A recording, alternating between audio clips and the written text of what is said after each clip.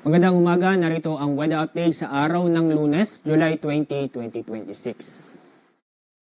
Ang mahinang habagat ay naapektuhan itong kalurang bahagi ng Luzon at ng Visayas. Posibilidad na makasama itong western section ng Mindanao, maaaring mayang hapon o bukas.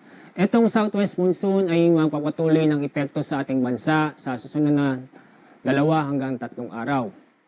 Sa darating ng Miyerkules, itong southwest monsoon ay maapektuhan ang malaking bahagi ng South Luzon, Visayas at Mindanao. Samantala, ang cloud cluster ay patuloy nating binabantayan at may posibilidad na maging low pressure area. Sa ngayon, walang epekto sa ating lagay ng panahon. Sa ating lagay ng panahon, maganda at maliwalas ang panahon ang inaasahan natin sa buong bansa. Pero sa hapon, magiging makulimlim o maulap na kalangitan na may mga kalat-kalat na pag-ulan at thunderstorm sa western section ng ating bansa.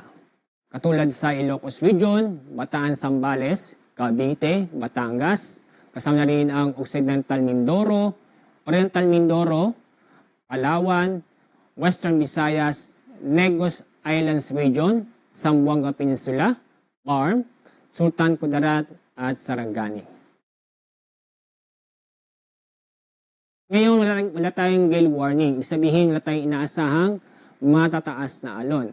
Pero paalala sa ating mga kababayan na papalaot sa ating mga karagatan, mag-ingat pa rin dahil sa mga thunderstorm, lalo na sa bandang hapon o sa gabi.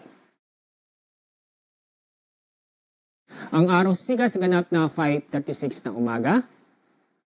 Sunset mamaya pong 6:29 ng hapon. Yan ang ating weather update sa araw nito. Mula sa Pag-asa, ako po si Alizar D. Aurelio.